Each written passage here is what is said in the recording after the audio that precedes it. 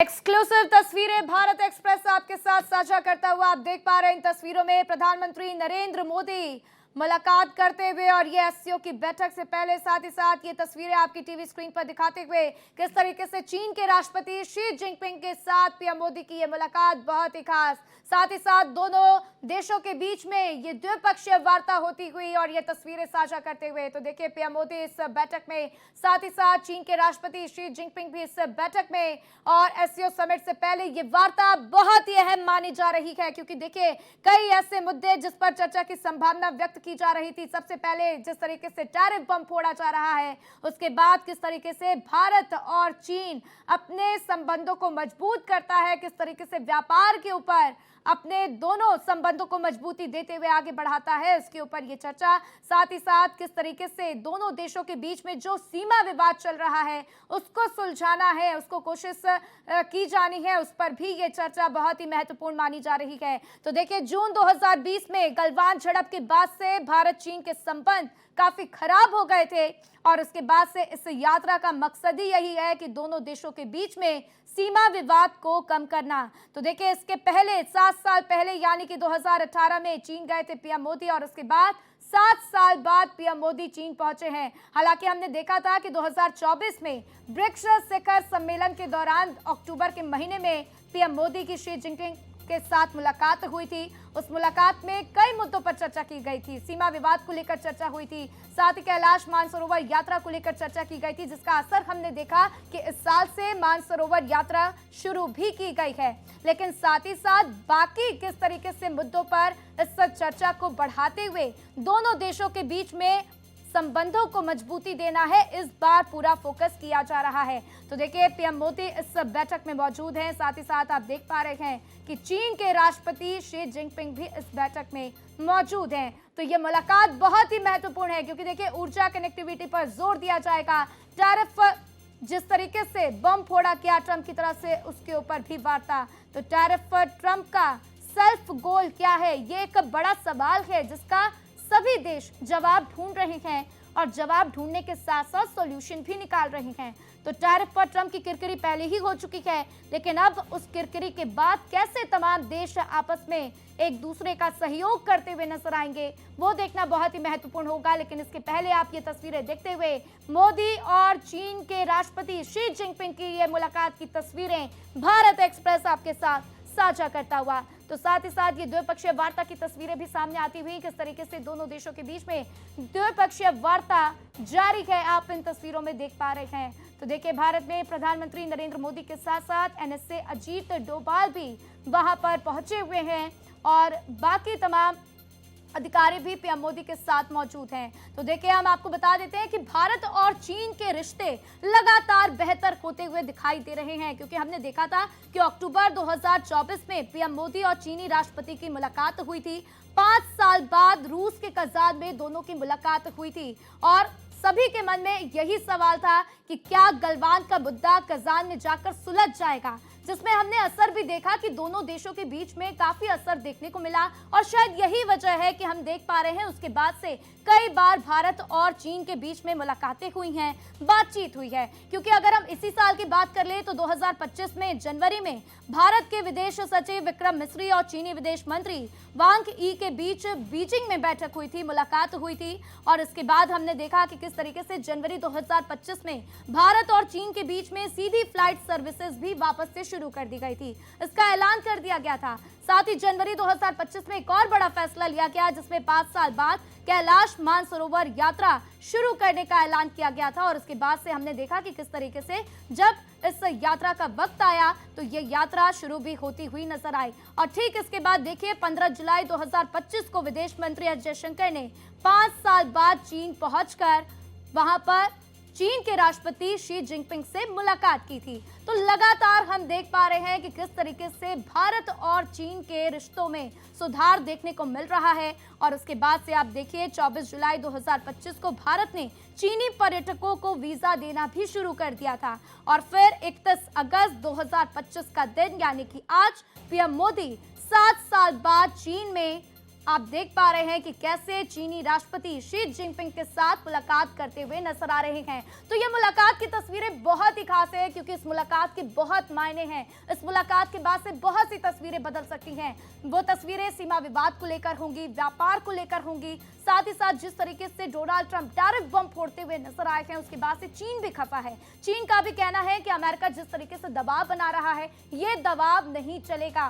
भारत ने भी अपना पक्ष साफ रखा है। भारत ने भी नेशन फर्स्ट की नीति पर बात करते हुए सीधा कह दिया है कि हम अपने किसानों का नुकसान नहीं होने देंगे। तो अब जब ये मुलाकात हो रही है, तो इस मुलाकात के बाद क्या कुछ बदलाव होंगे, वो बहुत ही महत्वपूर्ण हो जाता है। अच्छा, एक बहुत ही महत्वपूर्ण मुद्दा है, वो है आतंकवाद का। हमने देखा कि जब रक्षा मंत्रियों की बैठक हुई थी, एससीओ की बैठक, उसमें हमने देखा कि जब राजनाथ सिंह पहुंचे थे, आतंकवाद के ऊपर बोलते हुए नजर आए थे, तब चीन ने पाकिस्तान का समर्थन किया था और भारत के पक्ष में चीन ने कुछ भी नहीं कहा था। लेकिन अब जिस तरीके से चीजें शिफ्ट होती हुई नजर आई हैं, उम्मीद ये भी नजर आ रही है कि इस बैठक में अगर आतंकवाद का जिक्र छिड़ता है, तो आतंकवाद का पूरा प्रहार करता हुआ चीन दिखाई दे सकता है। आतंकवाद के ऊपर भारत का समर्थन चीन की तरफ से दिया जा सकता है। तो देखिए, ये तस्वीरें बहुत ही महत्वपूर्ण, बहुत ही खास और लगातार भारत एक्सप्रेस आपके बीच साझा करता हुआ। तो टैरिफ वॉर के बीच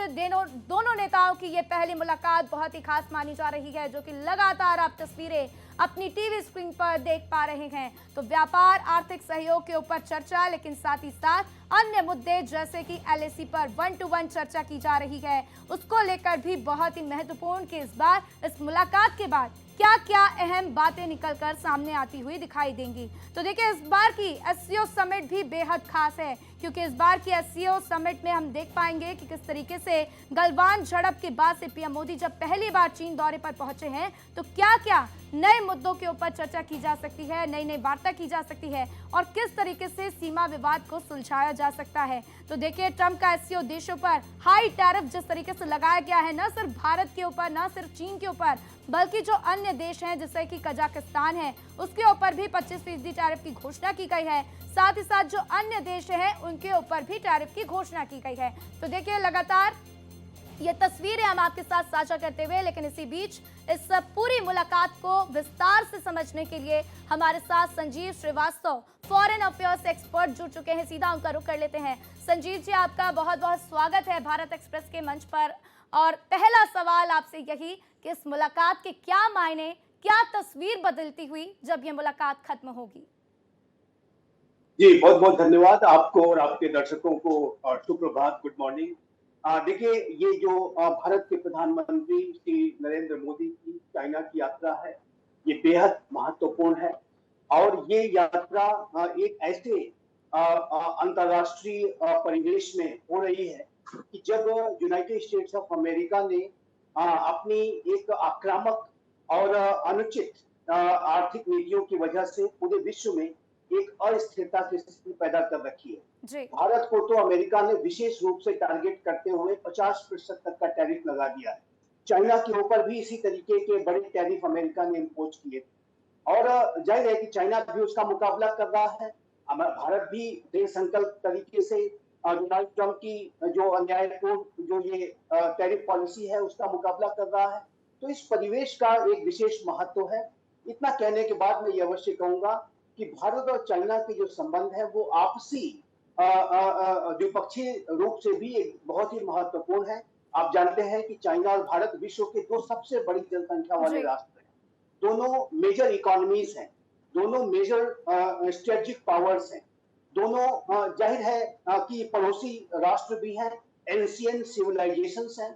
यदि भारत और चाइना के बीच में आपस में संबंध सुधरते हैं तो ये दोनों देशों की जो बड़ी आबादी है, सबसे बड़ी जो आबादी है प्लेनेट की, उसको भी बहुत बड़ा लाभ होगा और पूरे विश्व में भी इस तरीके का मैसेज जाएगा कि राष्ट्रों के बीच के जो आपसी मतभेद हैं वो बातचीत के माध्यम से कितनी सफलता के साथ रिजॉल्व किए जा सकते हैं। भारत और चाइना अपने आपसी जो भी मतभेद के जो विषय हैं उसको रिजॉल्व करके ये पूरे अंतर्राष्ट्रीय समुदाय को भी मैसेज दे सकते हैं कि विश्व में जो एक पीसफुल कोएग्जिस्टेंस की बात कही जाती है उसको बनाया जा सकता है। और ये मैसेज जाहिर है कि पूरे विश्व में आज के समय में कि जब युद्धों का जो खतरा बढ़ता जा रहा है, 2 युद्ध पहले से ही चल रहे हैं, रूस बेस्ड ऑर्डर पर खतरे पैदा हो रहे हैं। ऐसे में भारत और चाइना बड़ा ही सकारात्मक मैसेज आपसी संबंध को सुधार करके दे सकते हैं, जो कि मेरा विश्वास है कि दोनों नेता जब आज मिलेंगे तो उसमें एक बड़ी सकारात्मक तरीके के जो आउटकम्स जी हैं वो आएंगे और इसका जो मैसेज है वो पूरे विश्व को जाएगा और विशेष रूप से यूनाइटेड स्टेट्स ऑफ अमेरिका को जाएगा कि जब भारत और चाइना जैसी जो दो इकोनॉमीज जिसको कि आपने टारगेट किया है वो दोनों साथ आ रहे हैं, रशिया के साथ भी अभी मीटिंग होगी और जी ये जो भारत रशिया चाइना जैसे महाशक्तियों के बीच में आपसी जो सहयोग अगर जो बढ़ता है तो उससे जाहिर है कि ट्रंप प्रशासन का जो एक आधिपत्यवादी जो रुख है उसको भी लगाम लगाने में बहुत मदद मिलेगी। तो मेरा मानना है कि आज की ये जो बैठक है बहुत महत्वपूर्ण है। आप जानते हैं कि गलवान की हिंसा जी के बाद दोनों देशों के बीच के जो संबंध थे, भारत और चाइना के बीच के जो संबंध थे उसमें काफी तनाव आ गया था। लेकिन पिछले वर्ष अक्टूबर में जो कजान में प्राइम जी मिनिस्टर मोदी और शी जिनपिंग चाइना के राष्ट्रपति के बीच में जो बैठक हुई थी एससीओ की समिट के दौरान, उसके बाद से संबंध सुधरना शुरू हो गए थे और अभी आप देखिए तो ऐसा बिल्कुल संजीव जी, यही एक महत्वपूर्ण सवाल ये भी है कि भले ही प्रधानमंत्री नरेंद्र मोदी 7 साल बाद चीन की यात्रा पर गए हैं, वहां पर पहुंचे हैं, मुलाकात हो रही है, बैठकें हो रही है, लेकिन जब पिछली बार जब वो ब्रिक्स सम्मेलन के दौरान जब उनसे मिले थे तब यही कहा जा रहा था कि क्या गलवान का मुद्दा कजान में जाकर समाप्त हो जाएगा। और हमने देखा भी कि किस तरीके से संबंधों में मजबूती आई, क्योंकि जनवरी से हम लगातार देख रहे हैं कि भारत के तमाम अधिकारी जो हैं, बड़े नेता एक एक करके चीन का दौरा कर रहे हैं। खुद विदेश मंत्री भी चीन पहुंचे थे और कई मुद्दों पर बातचीत हुई। लेकिन अब जब ये मुलाकात एक बार वापस से पीएम मोदी और शी जिनपिंग के बीच में हो रही है, चीन में हो रही है, तो यहां से क्या बदलाव, क्या मेजर इंपैक्ट दोनों देशों के ऊपर पड़ता हुआ आप देख पा रहे हैं? देखिए ये जो बदलाव की जो शुरुआत है एक नए चैप्टर की, जो भारत और चाइना के संबंधों की जो शुरुआत है, जैसा कि आपने स्वयं बताया जी कि पिछले वर्ष अक्टूबर में कजान से ही शुरू हो गई जी और कजान की जो प्राइम मिनिस्टर मोदी और प्रेसिडेंट शी जिनपिंग की मुलाकात थी उसके एक दिन पहले हमने देखा था कि जो डेप्सांग और डेमचॉक में जो डिसएंगेजमेंट के लिए दोनों जी राष्ट्र सहमत हो गए थे और ये डिसएंगेजमेंट की जो प्रक्रिया है वह कंप्लीट कर ली गई है और उसके साथ साथ कैलाश मानसरोवर यात्रा हो, डायरेक्ट फ्लाइट की बात हो और रिवर डेटा शेयरिंग को करने की बात हो और सभी के लिए वीजा इशू करने की बात हो, सब पर प्रगति हुई। मैं आपको बहुत बहुत बधाई देता हूं एक बार फिर चीन यात्रा के निमंत्रण के लिए और आज की हमारी बैठक के लिए आपका हार्दिक धन्यवाद। तो देखिए, प्रधानमंत्री नरेंद्र मोदी को सुन रहे थे आप, उन्होंने किस तरीके से चीन के राष्ट्रपति शी जिनपिंग का धन्यवाद किया और निमंत्रण देने के लिए उनका धन्यवाद किया, साथ ही वहां पर बुलाने के लिए उनका धन्यवाद किया। तो हमारे साथ संजीव जी लगातार बने हुए हैं, सीधा उन्हीं के पास चलते हैं। संजीव जी, आप अपनी बात पूरी कीजिए। हाँ, मैं ये कहना चाह रहा था कि भारत और चाइना के बीच में जो सीमा संबंधी जो मतभेद है, जो सीमा संबंधी विवाद है, उसका एक परमानेंट रिजोल्यूशन भी निकालने की आवश्यकता है और उसका जो एक परमानेंट रिजोल्यूशन यही हो सकता है कि भारत और चाइना की जो एक बड़ी लंबी सीमा है जिसे हम LAC के नाम से जानते हैं, उसका क्लियर और प्रॉपर डिमार्केशन करने, शांति और स्थिरता का माहौल बना हुआ है। हमारे स्पेशल रिप्रेजेंटेटिव्स के बीच बॉर्डर मैनेजमेंट के संबंध में सहमति बनी। कैलाश मानसरोवर यात्रा फिर से शुरू की। दोनों देशों के बीच डायरेक्ट फ्लाइट भी फिर से शुरू की जा रही है। हमारे सहयोग से दोनों देशों के 2.8 बिलियन लोगों के हित जुड़े हुए हैं। इससे पूरी मानवता के कल्याण का मार्ग भी प्रशस्त होगा।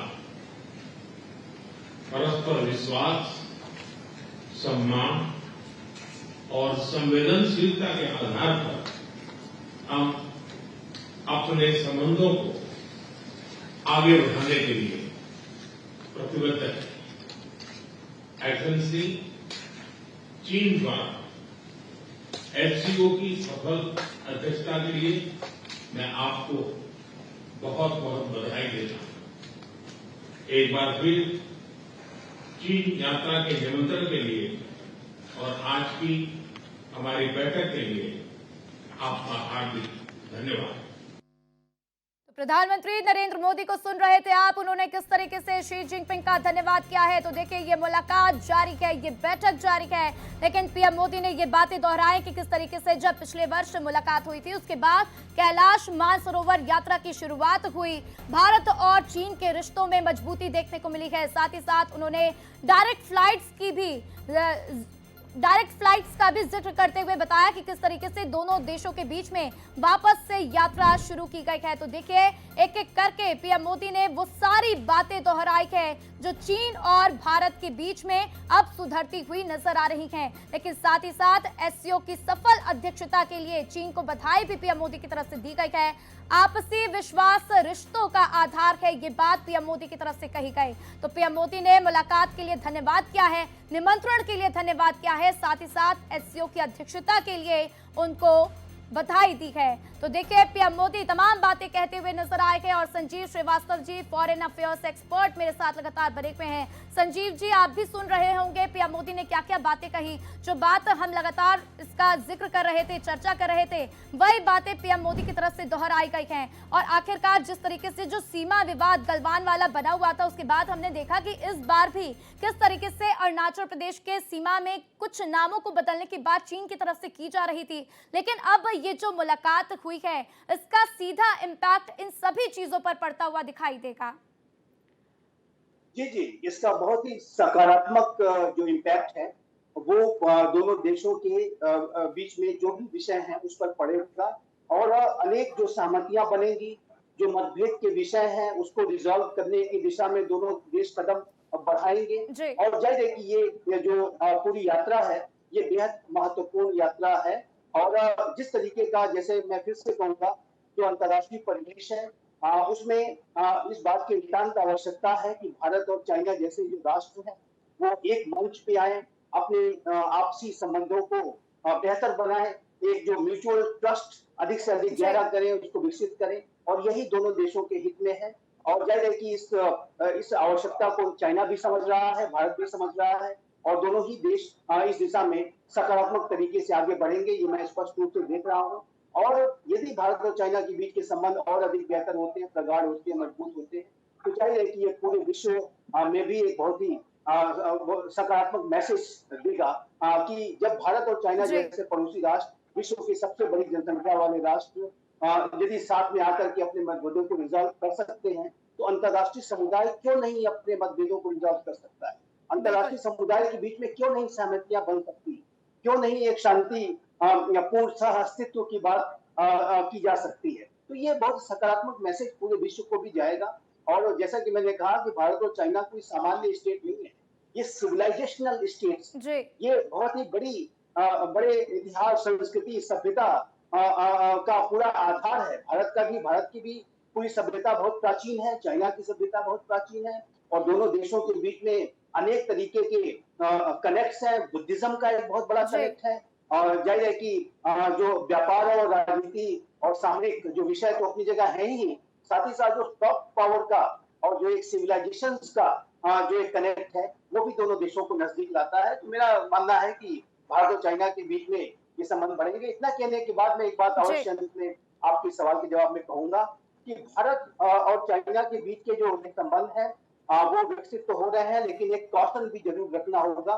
चाइना के फेस वैल्यू पे हम भरोसा नहीं कर सकते और चाइना के द्वारा जो concrete steps on the ground लिए जाएंगे और भारत उसके वेरिफिकेशन के आधार पर ही आगे बढ़ेगा, क्योंकि चाइना की बारे में हम ये अवश्य जानते हैं और इसको हमेशा ध्यान में रखना होगा कि वहाँ की जो कम्युनिस्ट पार्टी की जो रिजीम है वो कई बार डिसेप्टिव बिहेवियर भी करती है, कई बार वो उसका व्यवहार बड़ा ही आक्रामक हो जाता है। तो इस सारी चाइना के एक कम्युनिस्ट पार्टी की जो शासन है वहाँ पे उसके इतिहास को ध्यान में रखते हुए हमें ट्रस्ट बट वेरीफाई की नीति पर चलना होगा। आप विश्वास बहाली कीजिए, लेकिन उसका वेरिफिकेशन कीजिए कि चाइना जमीन पर क्या एक्शन ले रहा है, क्या वो क्या कह रहा है और क्या कर रहा है, इसको हमें मैच करना होगा, वेरीफाई करना होगा और एक सतर्कता के साथ आगे बढ़ना होगा। ये बात मैं अवश्य कहना चाहूंगा।